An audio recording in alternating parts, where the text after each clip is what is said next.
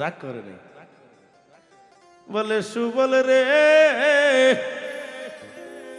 আমার কথা নাই তার মনে,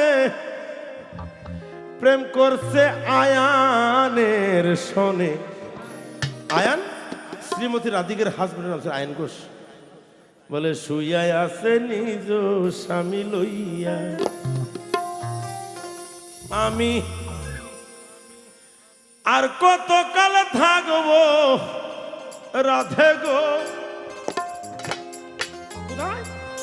বলে কুঞ্জ বনে দাঁড়াইয়া মান করে রায় রইয়াছ ঘুমাই, আমারে আসিবার কথা কইয়া মান করে রায় রইয়াছ ঘুমাই।